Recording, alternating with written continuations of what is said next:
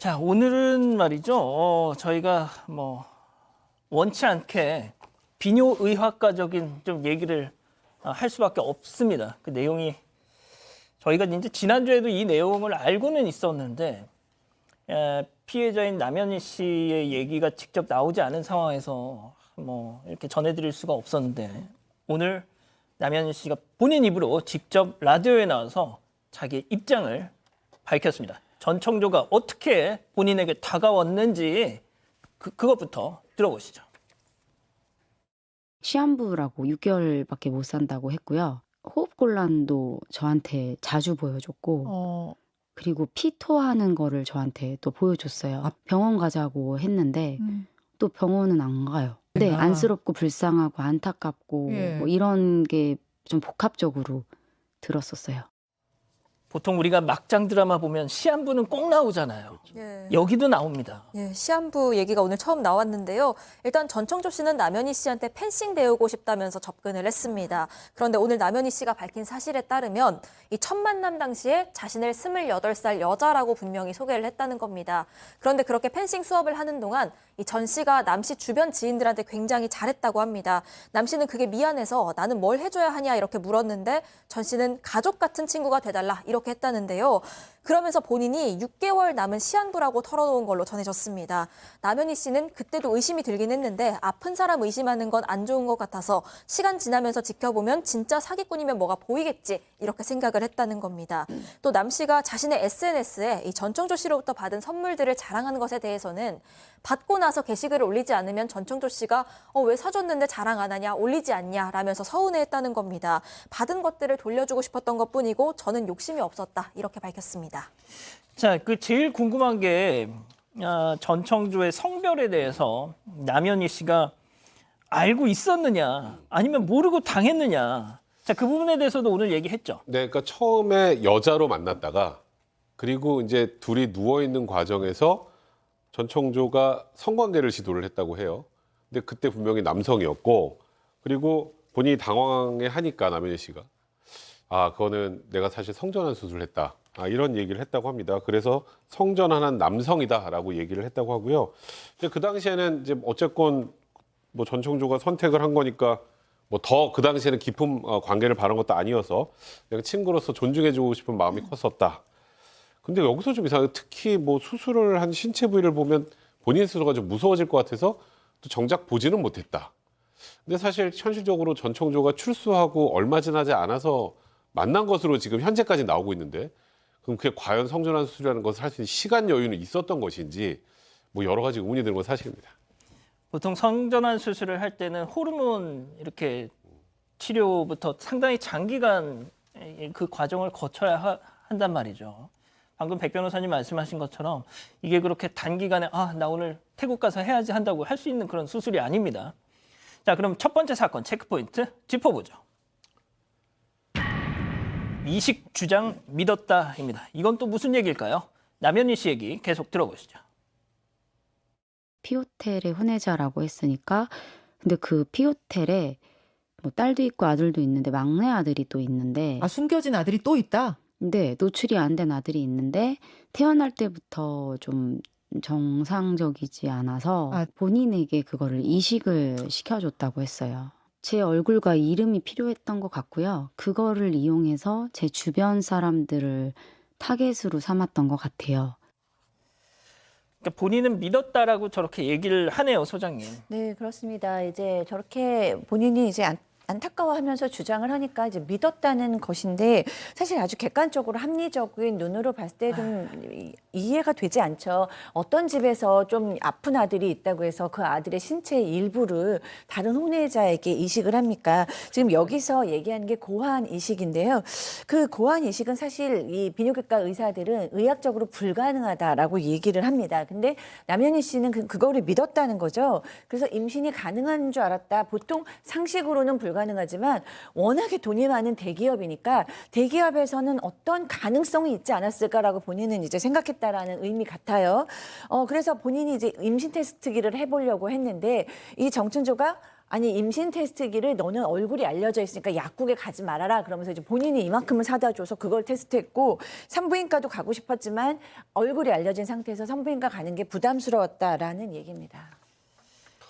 그 임신 테스트기가 저도 이번에 알았는데 서프라이즈용 장난감이라고 하더라고요. 물만 닿으면 두 줄이 그냥 쫙 그어지는 뭐 그래서 식약처에서도 관련 그 임신 테스트기 아무튼 수입을 막겠다라고 그런 당국의 입장도 나왔는데 박 변호사님, 네. 진짜 이런 걸 지금 저희가 전해드리고 있는 이 상황 자체가 너무 안타깝습니다. 그렇죠. 뭐 납득을 좀 못하시는 분도 많을 것 같기도 하고요. 자, 일단은 전청조가 여성이냐 남성이냐 성전환 했냐 안 했느냐 뭐 이런 얘기들이 지금 오가고 있는데 일단은 지인들의 얘기에 따르면 전청조는 100% 여자다라고 이렇게 주장이 되고 있습니다. 다만 두 번에 걸쳐서 뭐 결혼을 한 적이 있는데 2017년도는 여성하고 결혼했으니까 아마 결혼식을 올린 상황으로 봐야 될 것 같고요. 2020년도는 9월에 남성하고 옥중에서 혼인 신고를 했다고 합니다. 법적인 이제 혼인 신고라고 볼 수 있겠죠. 당시 이제 여자 교도소에 수감 중이었는데 지금 저게 결혼식 사진인가 보죠? 그런 것 같아요. 예. 이게 제주도에서 결혼했을 때. 아이고. 예. 그리고 옥중에서 결혼식을 어떻게 했냐면 다른 교도소에 있는 남자하고 펜팔을 했던 것 같아요. 옥중 펜팔. 펜팔을 하면서 둘이가 결혼식, 그때도 뭐 사기죄로 복역을 하고 있었는데 결혼식을 올렸고요. 뭐 혼인부터 이혼까지 한 1년 정도 시기가 걸렸다라고 얘기를 하고 있습니다. 지금 출산 의혹까지 나오고 있죠. 네, 뭐 전 씨에게 아이가 있다는 의혹도 초기부터 계속 제기가 되고 있었습니다. 여성이니까 출산할 수 있죠. 예, 근데 여기에 대해서 해당 유튜버는 전 씨가 뭐 자기가 아이를 임신해서 낳았고 키우고 있다 이런 식의 이야기를 주변에 많이 하고 다녔고 실제로 그 아이의 사진도 보여주고 다녔다고 설명을 했습니다. 그런데 알고 보니 사진 속 그 아이는 전 씨 지인의 아이였습니다. 제주도에 잠깐 머물 당시에 전 씨가 어머니라고 부를 정도로 굉장히 가까웠던 지인이 있는데 그 지인의 딸로 알려지고 있고요. 전 씨 본인은 그런데도 아이를 낳아서 길렀다 이렇게 주장을 하고 있는 상황입니다. 자, 저희가 짧은 영상 하나를 준비했는데요. 일단 좀 보시죠. 여기서는 또 돈을 벌지 얘기를 들어봤으니까 나 지금 사귄 것 같은데 이상하다. 네, 저게 지난 7월 한 온라인 부업 세미나의 한 장면인데 전청조 씨가 강연을 하고 있는 겁니다. 네. 뭐 뭔가를 그리면서 살짝 노래하듯이 얘기를 하는데 굉장히 천연덕스럽게 나 좀 사기꾼 같은데 라고는 얘기를 하면서 웃고요. 수강생들도 따라 웃습니다. 전 씨는 이 온라인 부업 세미나에 뭐 스페셜 게스트라면서 등장을 했습니다. 그런데 자신의 이름도 밝히지 않았지만 자신이 펜싱 사업을 비롯해서 뭐 다양한 활동을 하고 있다. 파라다이스 호텔의 후계자다라고 주장을 했습니다. 제가 소장님께 좀 마지막으로 여쭤볼게요. 이 남현희 씨가 전청조에 대한 고소 의사를 밝혔는데 여러 혐의를 받고 자 그런데 조금 전에 말이죠. 또 속보가 하나 들어왔던데 박 변호사님. 네. 남현희 씨의 조카를 전청조가 폭행했다? 그렇죠. 지난 8월부터 9월 사이입니다. 남현희 씨의 조카가 있는데 조카가 이제 어린이인데 이 어린이한테 이 골프채 이런 것도 이용해 가지고 여러 번 폭행을 가했다는 사실로 지금 고소가 접수가 됐습니다. 아이고야. 112에 신고를 했다라고 하고요. 그자 다만 전청조가 어떤 이유로 얼마만큼 폭행 횟수라든지 이런 부분들은 정확하게 알려지고 있지는 않은데 일단은 아동학대, 아동복지법 위반이죠. 입건이 된 그런 상황입니다. 그거 말고도 여러 가지 좀 혐의가 있습니다. 주로 사기죄에 관련된 된 건데요. 대출 중개 플랫폼에서 신용도 하고 금리를 조회해가지고 이 대출 받도록 종용한 거 이건 성공을 못했습니다. 사기 미수로 고발이 됐고요. 또 애플리케이션 개발한다면서 2천만 원을 편취한 거 사기 혐의로 고발이 됐고 또 이미 남현희 씨가 헤어지자고 했는데 집에 찾아와가지고 스토킹했던 거. 그래서 이 한 3-4가지 범죄 혐의가 있고요. 경찰은 출국 금지를 지금 시킨 상황입니다. 자, 백 변호사님. 네. 지난해 초까지만 해도 남현희 씨에 대한 그 세간의 어떤 분위기는 되게 안 됐다 동정하는 분위기였는데요. 이게 점점 가면서 내용이 너무 허무맹랑해지면서부터 별로 그런 여론이 좀 많이 수그러들었습니다. 그리고 심지어는 어떤 이 사기의 어떤 공범 아니냐라는 얘기까지. 그러니까 뭐 진정까지 접수돼 있는 상황이고 본인은 억울하다는 입장이죠.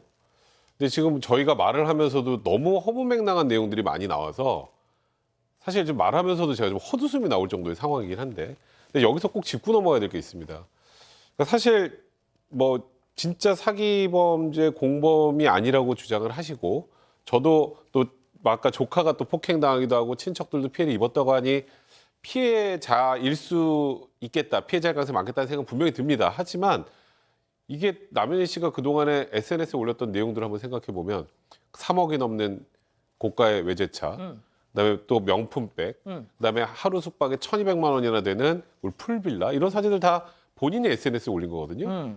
그 누구 돈이겠습니까? 사기 피해자들의 돈이죠. 피해자들의 돈이겠죠. 예. 물론 이게 법적으로 몰수 대상이 되기는 어려울 겁니다. 이게 사기로 인해서 얻은 재물이라는 걸 모른다면. 그럼 이에 대해서라도 먼저 이건 피해자들 위해서 돌려놓겠다는 정도는 얘기는 하면서 이런 얘기를 하셔야 되는 거 아닌가. 아하. 이제 그러다 보니까 지금 남현희 씨가 뭐 계속 이곳저곳 인터뷰하면서 눈물도 보이시고 하지만 생각보다 동정 여론이 높지 않다라는 거, 이런 부분도 굉장히 중요하게 작용하는 것 같습니다. 자, 소장님 다시 돌아와서요. 전청조는 도대체 뭘까요? 무슨 존재일까요? 네, 이제 많은 분들이 굉장히 그거에 대해서 궁금해하시죠. 이제 저는 이제 직업적으로 저는 봤을 때 뭐 기본적으로 사기꾼이라는 거는 뭐 의심의 여지가 없죠. 근데 그 정도가 좀 너무 좀 심하잖아요. 뭐 시한부다, 뭐 51조를 가지고 있다, 뭐 우리나라에서 가장 부자다 이런 것을 봤을 때 정신적인 어떤 money 이상에 대해서 사실 합리적 의심이 안 될 수가 없어요. 그래서 많은 분들이 뭐 공상허언증 아니냐, 리플리 증후군 아니냐, 아니면 나아가서 망상장애 아니냐 이런 얘기를 하시고 저 개인적으로도 그런 부분이 없지 않아 있다라는 생각이 들거든요. 그러니까 내가 하는 얘기를 거짓말인지 알면서 하는 부분도 있고 그게 너무 확대되고 오래되다 보니까 일종은 또 자기가 믿고 있는 걸 수도 있어요. 왜냐하면 지금 오늘 본 영상 같은 경우에 보면 너무나 천연덕스럽게 막 강의하면서 나 사기꾼 같다 이렇다는 건 본인 자신을 굉장히 좀 안 사기꾼이라고 생각하는 사람들이 하는 행동이잖아요. 그리고 다 걸렸는데도 불구하고 남현희 씨 집에 가가지고 계속 피해자인 것처럼 같이 얘기를 한다던가 이런 것들을 봤을 때 이 전청조 씨 저는 사기꾼인데 정신적인 좀 분석도 좀 필요하다라고 생각하고 있습니다. 저희가 지난주에 전해드렸지만은 그 아버지 전청조의 친부도 정말 엄청난 사기를 치고 지금 도망 다니고 있다라는 소식도 전해드렸잖아요.